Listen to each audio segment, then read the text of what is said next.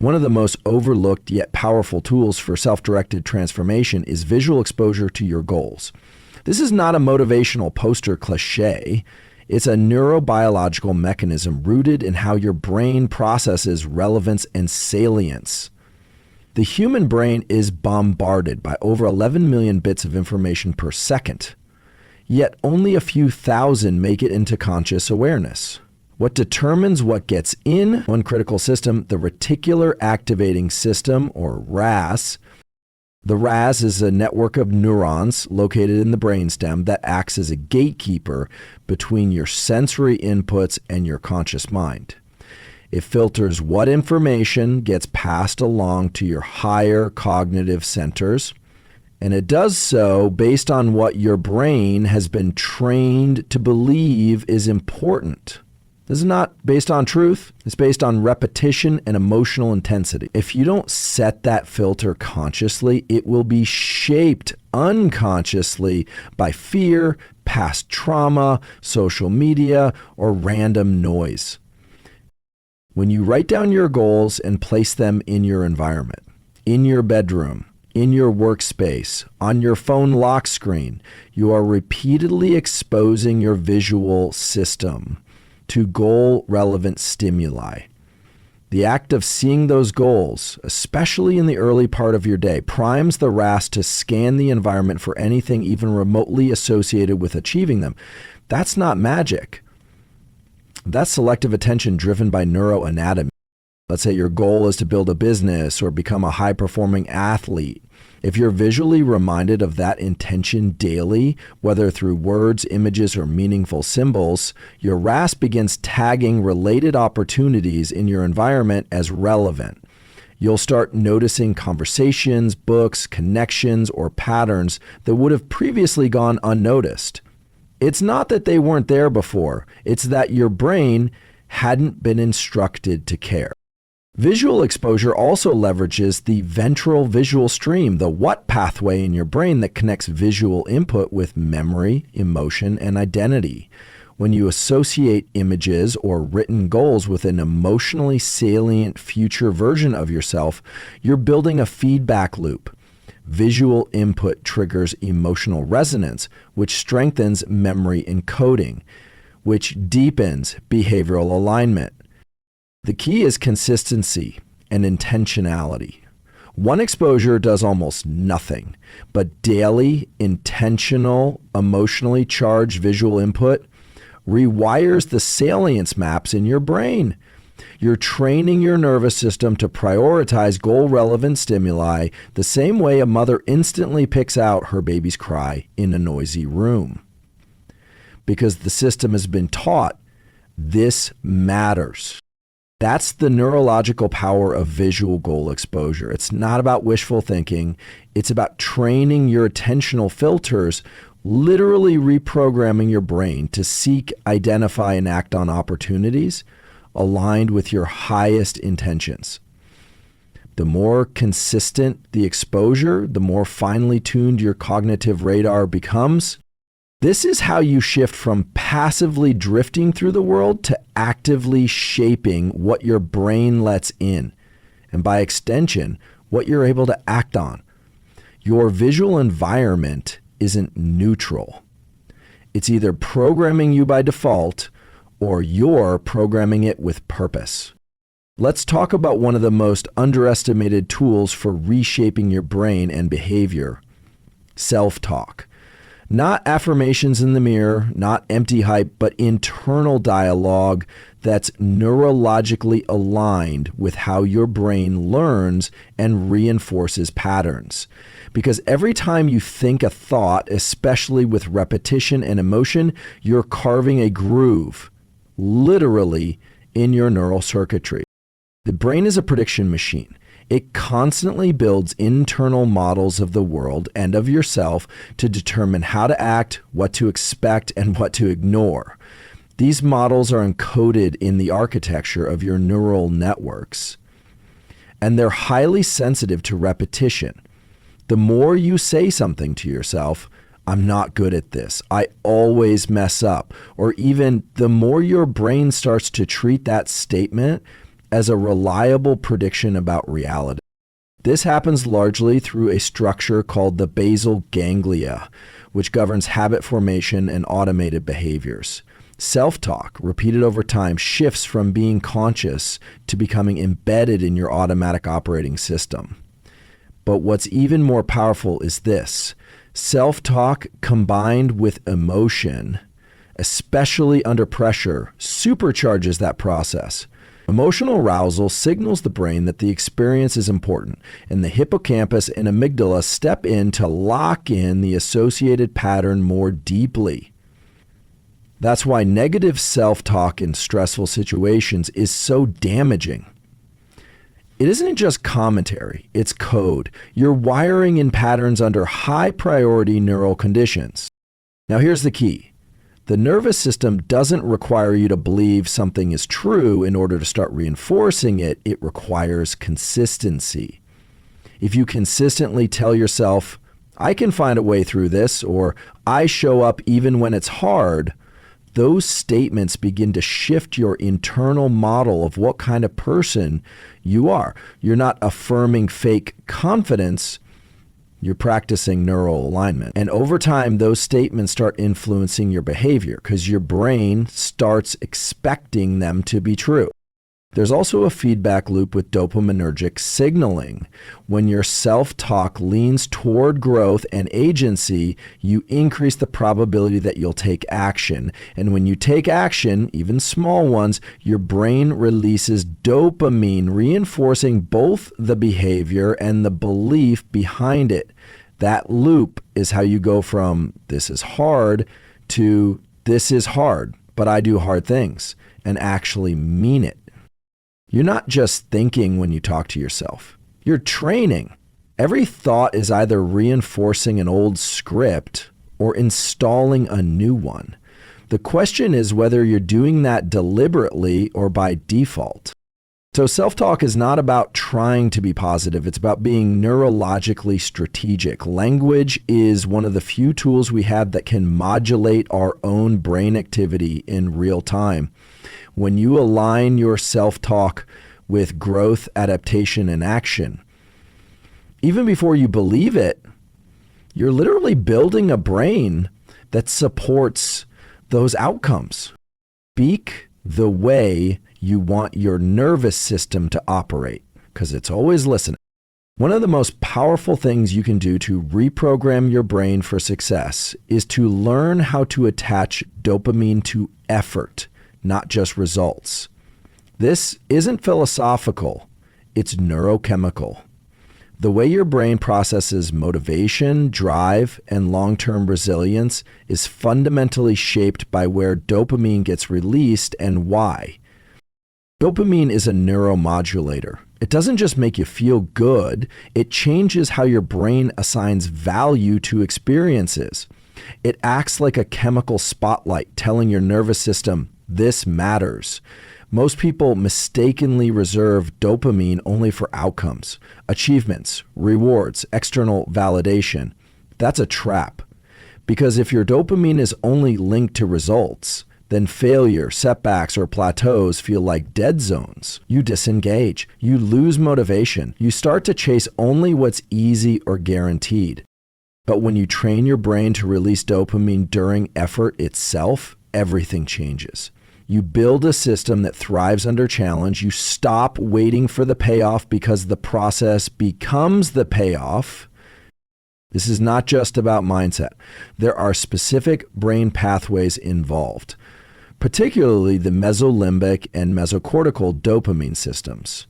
When you frame effort as meaningful, when you deliberately say to yourself, this grind is growth, or the struggle is where the adaptation is happening, you're influencing how the brain's reward circuitry evaluates your experience. Repeated over time, this association conditions your brain to anticipate and enjoy the neurochemical benefits of the work, not just the win. This has massive implications. If dopamine peaks only at the finish line, your energy crashes once the goal is hit. That's why some people feel empty after achievement. But if dopamine is consistently rising during the pursuit, you create sustainable, repeatable motivation. Here's the application. You need to narrate the effort to yourself while you're doing it, not passively endure it. Acknowledge the challenge in real time and pair it with purpose. For example, during a tough workout, say, "This is the part that makes me stronger." During deep work, tell yourself, "This mental strain is building my focus." Your nervous system is listening. The prefrontal cortex, which governs executive function and goal planning, will start to reinforce these loops if it sees effort as rewarding rather than punishing. This also builds grit, not through willpower alone, but through reward conditioning. Over time, your brain begins to interpret struggle as a signal of progress. You become more willing to enter difficult states, not because you enjoy pain, but because you've rewired your reward system to value the process that creates growth. You're no longer chasing comfort, you're chasing transformation. If you want long-term success, you have to shift from "I'll feel good when I'm done" to "I feel good because I'm doing the hard thing." That's what trains your brain to want the work. That's how you build motivation that doesn't burn out. The goal isn't to remove resistance. The goal is to teach your brain that resistance is the path and then make that path rewarding. One of the most effective ways to rewire your brain for consistent motivation, clarity, and drive is by aligning your daily routines with your biological rhythms. This isn't just about discipline, it's about physiology. Because your brain and body operate on deeply embedded timing systems, most notably the circadian rhythm, which governs everything from hormone release to alertness to mood regulation. Your brain does not operate in a vacuum. It functions in cycles. And if your behavior is out of sync with those cycles, your cognition, energy, and emotional resilience will constantly feel unpredictable. You'll blame yourself for lacking discipline, when in reality, you're fighting your own biology. Let's start with the morning. Within 30 to 60 minutes after waking, your brain is highly sensitive to light and movement. Exposure to natural sunlight during this window sends a signal to your suprachiasmatic nucleus, the master clock in your hypothalamus. This signal triggers a cascade, cortisol levels rise in a healthy way, your alertness increases, and your sleep-wake cycle gets anchored. Is that window, especially over time, and your sleep, focus, and drive begin to dysregulate. Now add hydration, movement, and nutrition to that early routine. Each of those inputs reinforces the message to your nervous system, it's time to perform. And because these behaviors are repeatable, your brain starts building predictive models, automating energy allocation, focus, and emotional regulation. That's why people with stable routines often feel on without forcing it. Their biology is doing part of the work. Let's go deeper. Your dopaminergic tone, your baseline level of motivation, is influenced not only by goals, but by when and how consistently you engage with your environment. If your sleep-wake times shift by hours day to day, your dopamine system becomes erratic. You'll feel motivated one day and apathetic the next, not because your goals changed, but because your neurochemical rhythms were disrupted. Same goes for mental work. Your brain tends to reach peak cognitive alertness 90 to 120 minutes after waking. That's a prime time for deep work, not just because of willpower, but because your prefrontal cortex is most synchronized with your arousal systems during that window. Stack your most important tasks there, and you're leveraging biology, not resisting it. Even your emotional resilience is tied to these cycles. Disrupted rhythms, like late night screen exposure or irregular eating patterns, interfere with serotonin and melatonin balance, which affects mood, focus, and sleep quality. And when sleep is compromised, your ability to regulate emotion and persist through challenge drops sharply. Again, not a character flaw, just a rhythm issue. So the takeaway is this: routines aren't about perfection. They're about consistency with timing. When your behavior aligns with your biology, your mind stops wasting energy trying to stabilize itself. You get clarity, momentum, and emotional range without having to grind for it. You don't have to guess your way into discipline. Your body already knows the rhythm. It's been running the program for thousands of years.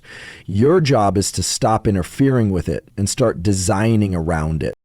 One of the most underestimated forces shaping your mindset, habits, and ultimately your success is your social environment. And that's not motivational fluff, it's neuroscience. Your brain is constantly rewiring itself in response to what you observe in others.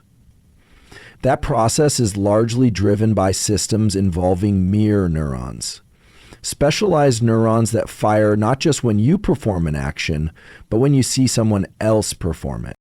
So what does this mean practically? It means your brain is simulating the behaviors, attitudes, and emotional states of the people around you, whether you're aware of it or not. If you're regularly surrounded by people who complain, procrastinate, or lower their standards, your nervous system begins mapping that as normal. Not consciously, neurologically. Your brain starts mimicking those patterns as default scripts for what's acceptable or expected. Mirror neurons were first identified in the premotor cortex of primates, but humans have similar systems that go even further. These networks don't just mimic movement, they also process empathy, motivation, and values. So if you're in a group that treats discipline, focus, and growth as normal, your brain doesn't just admire that, it rehearses it internally. The neurons that would be involved in you doing that behavior start firing just by seeing someone else do it consistently. This is why mentorship, peer groups, and even social media inputs matter. Every repeated exposure, whether in real life or online, provides neural input that either elevates or drags down your cognitive baseline. You can be eating clean, reading the right books, and trying to stay focused, but if your closest circle is wired for distraction and comfort, you'll feel internal friction. That's your nervous system getting mixed signals. Even motivation is socially influenced. Dopamine, the neuromodulator that drives pursuit, is modulated by social context. When you see someone in your circle achieve something through effort, it can increase your own dopaminergic response to similar challenges. But the opposite is true too. If you're in a group that treats ambition as arrogance or mocks personal growth, your brain will start tagging progress as a threat to connection and unconsciously self-sabotage to stay aligned with the group. That's why one of the most high leverage actions you can take isn't just internal, it's external. Audit who you're consistently around. Audit what behaviors they normalize. Are they wired for resilience, discipline, long-term thinking? Or are they constantly looking for shortcuts, distractions, and comfort? Because this isn't just about who you like, it's about who your nervous system is syncing with. Your brain does not ask for permission, it adapts automatically. If you want to rewire your identity, increase your standards, and expand your capacity for focus and execution, then be ruthlessly intentional about who you let into your proximity. Because your mirror neuron system is always online, and every interaction is either reinforcing who you've been or shaping who you are. The term brainwashing usually carries a negative charge. It evokes ideas of manipulation, coercion, or the loss of free will. But here's the reality. Your brain is always being shaped. Every input, every repetition, every emotionally charged experience is triggering neuroplasticity, the brain's ability to rewire itself based on what you repeatedly focus on and engage with. So the real question isn't whether you're being brainwashed. The question is, who's doing the programming? When you take control of that process, it's not manipulation, it's high agency neuroplastic design. You're using what we know about the biology of learning, attention, and habit formation to consciously sculpt the kind of mind, behavior, and identity you want to live with. This is not theory. This is how the nervous system works. Neuroplasticity doesn't care whether what you're repeating is good for you or destructive. It just responds to consistency, intensity, and salience. The more often you think a thought, take an action, or expose yourself to a belief, especially if it's charged with emotion, the more those patterns get reinforced. Synapses fire, networks strengthen. Your brain literally becomes more efficient at running that script.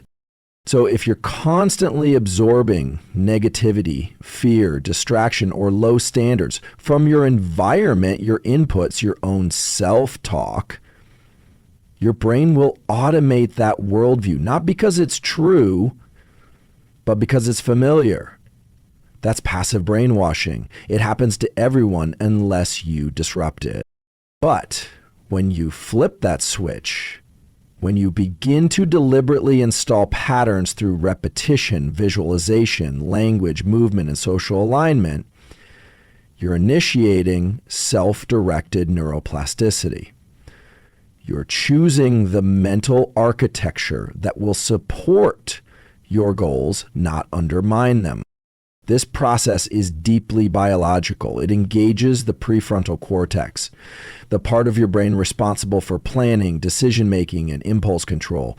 It strengthens corticostriatal loops, the circuits that turn intentional action into automatic behavior. And it leverages the dopaminergic system, which tells the brain what's worth pursuing. Again, when you pair all of that with routines and environments designed to reinforce the new identity, you're not pretending.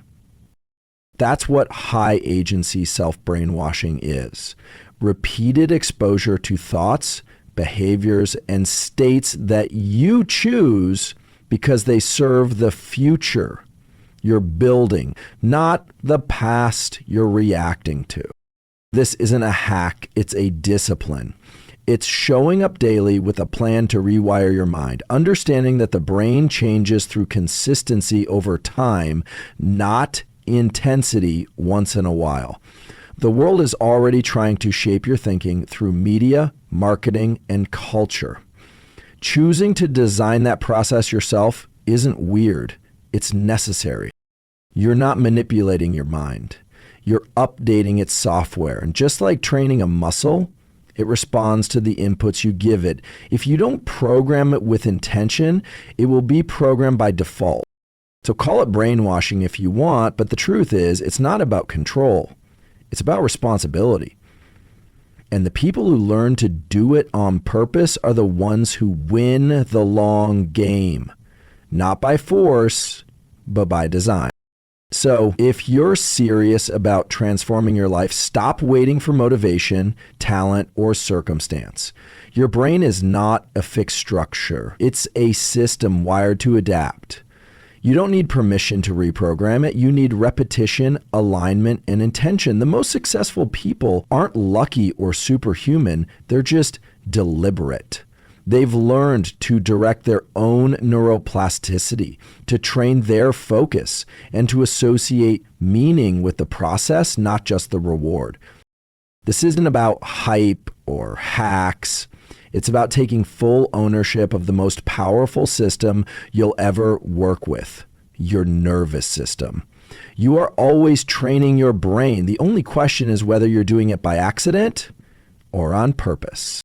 You want success? Then brainwash yourself for it, strategically, biologically, relentlessly. Because when your mind is aligned with your mission, nothing external can pull you off track.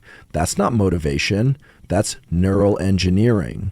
And it's available to you right now.